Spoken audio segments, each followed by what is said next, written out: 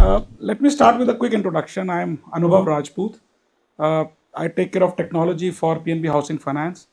I've been a technologist all my life, and I'm going to talk about my experiences and the future of technology so that all of us in this room can actually get a glimpse of what is going to come and hit us in the future. It will be inspiring to understand how technology is shaping the world today. I'm quite sure a lot of you follow technology passionately, more as a profession, more as a hobby, more as an interest, but I'm 100% sure that each and every one of us in this room and beyond touch technology every single day in some shape and form. I would like to start by saying that the future of technology is not about thinking what is going to come or what is going to really happen or what is going to really transform. Believe me on this, it is something that each of us is creating today with every action, every click, every choice that we make, something which each of us carry in our pocket. Every one of us use a smartphone today. We are dependent on it for day-to-day tasks. A smartphone is a conduit which is leading us to the future of technology in a way which is very, very unobtrusive, which is very pervasive, which is something like electricity. You use it, you feel it, you benefit from it, but you don't really see it. You don't have to really understand its presence, you just have to use it, you just have to leverage it. When you are watching a movie on Netflix or any of the OTT platforms, immediately after watching a movie or a series, it recommends the next option for you to watch. When you are trying to search for a route, Dr. Adi talked about going from point A to point B. When Google Maps is giving us a direction or a route to take, it is based on what millions and thousands of users are currently facing in terms of traffic pattern on that day, and it tells you what is the most easiest or the fastest way to reach in that portion. This is all technology powering behind. When any of us, especially young generation today, when they upload a photograph on the social media, we are unknowingly training a face recognition algorithm. So if I were to summarize from my perspective, what is the future of technology? I think it is 3 or 4 things only. The future of technology is super intelligent, highly interconnected, pervasive, which means all around, and most likely or maybe faceless. In the last week, there was a very, very strong news that was going, and some of you who read, there is a company called Perplexity. Have anyone heard about it? By raise of hands. Perplexity made a bid of $46 billion to buy a product. Can anyone tell me what the product is? Google Chrome. A free browser. Why will someone pay $46 billion for it? That is the question. And that is where I am coming to. The future of technology is going to be faceless. Google Chrome today has got 92% market share. 92 out of 100 users use Google Chrome. One of the major forces of the future is artificial intelligence, AI, which is going to transform each and everything that we do, every day that we do. For AI to be touched, felt and consumed, the only channel is going to be something like a Google Chrome browser. And I can also tell that what I'm seeing in the industry and beyond, and when I also look at what academics are doing, the face of AI, the expansion of AI and the advancement of AI is so rapid that it is actually a fact that anyone who was born in 2024 or beyond will never be more intelligent than what an AI model today can achieve. Almost 20 to 30% of the jobs that humans do, AI is starting to do better, right from basic maths to writing legal essays to doing assessments, so on and so forth. And in the next 5, 10, 15 years, this percentage is going to actually go higher and go much more deeper. So the bots, the AI agents will be performing a lot more activities. Let us take some examples. So today AI models are able to predict diseases much faster than what a doctor would eventually recommend after a series of tests. And that is what human species really want. One of the core drivers of human is longevity. So if we want to live longer, live healthier, we want diseases to be diagnosed faster. And any technology, any means that help us do that more faster and in a more accurate way is always going to have high attraction for humans. Food security, if we talk about. So today technology is helping agriculturists and farmers to identify how to increase crop yield. They are using a multitude of technologies, and AI is the crux of that. Let me talk of financial services and how things are changing, something in my own world. So in the business of loans that banks typically do, or mortgages, one of the most important activities after giving a loan to someone is to collect it back. People continue to pay EMIs. I'm quite sure everyone understands what EMIs are, right? Now, Because of various reasons, someone may default on an EMI in a particular month. Financial reasons, economic reasons, someone lost a job, there was a business, there was a pandemic, there was a rainfall, so on and so forth. One of the tasks of financial institution is to identify who has a chance of actually defaulting on an EMI and to give more effort to support that individual to pay the EMI. Break it into further installments, give 1 month of extension period, various levers are there. So we created a team to basically identify and create an analytics algorithm in terms of who will be actually be defaulting in the next 1 month, 2 month or 3 month of time. So a team of 5-6 people worked on it, created a set of algorithms, ran on the entire data, created an output which said that okay, these 100, 200 people are going to default. This entire exercise took about 5 to 6 to 7 weeks. This was about 2 years back. We have been using that model. About 4 months back, an AI technology platform came that claimed it can do the same thing in a much accurate way, in a much faster way. It took us 4.5, 5 days to train that algorithm on our own data, and it started giving predictions which were equally effective, equally accurate as to what that 6-7 week exercise by 5-6 people was in a matter of 4 days. Just imagine the possibilities. From the job market perspective, one of the challenge or dilemma that HR functions of various companies are facing is, today if you bring a 20 or 25-year-old and ask a person to use certain AI tools and deliver an output, let's say a legal recommendation on a case, or let's say a marketing content for a campaign or a product to be launched, using certain AI tools, the person using those tools is able to do a job which is equally good as to what a marketer with a 20-year experience can do. The dilemma that enterprise and HR is facing is, how do you pay? Do you pay higher to someone with a 20-year experience, or do you pay higher to a 20-year-old? Because in the end, its output is the same.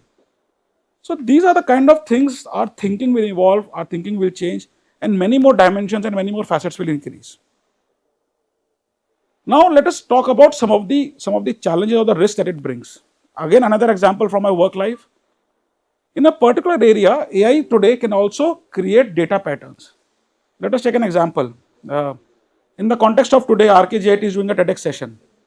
Let's say if we were to do a poll and ask a question about some of the talks that the speakers are saying, what is the chance that anyone sitting here and attending the talk will be able to accurately answer those questions from whatever experience the speakers are speaking today? Now, over a period of time, these kind of things will become, and they will help to improve the sessions, improve the audience, improve the speakers, improve the content, so it is more meaningful. Now, what if the data is not available and we start creating the data? So something which has happened in the political circuit also. So if you can know what the voters or the electorals are thinking, what are the issues that are plaguing them, you can actually create data patterns to meet the rhetoric of a particular political campaign and keep on feeding it back through social media. Over a period of time, it starts changing the perception. More people read it, more people go through it, more people start forming an opinion. The question that each of us will have to understand is, how to determine what is true narrative versus what is a false narrative. So researchers worldwide, including the big players, big tech players like Microsoft and Googles of the world, and large private equity companies who make trillions of dollars of investments, they are trying to solve the problem of what is being called as AI regulation. And sooner or later, governments will have to rise to this, all governments, all country governments, to put a regulation and a governance on the AI model, because otherwise AI will start creating areas, start creating outputs which may not necessarily be true. This concept in research, MIT calls it something called hallucination, AI hallucination models. So this is something which is very, very serious, and it is something which is gonna come and hit all of us. One more important area is on the technology side is, with so much of data being created. So just to give an example, today when any of us uses Instagram for a matter of 5 minutes, it creates close to about 800 to 900 MBs of data. Imagine this is being done by billions of users worldwide, and you have to do analytics on top of it so that you can give the right product recommendation to a person. I'm quite sure it would have happened that if you are using Instagram and you are talking to your friend, your wife, your father, your brother about, let's say, a trip to Kerala, in the next few minutes you start seeing Kerala reels on your profile. You would have seen that, someone would have seen that, right? Has anyone experienced that?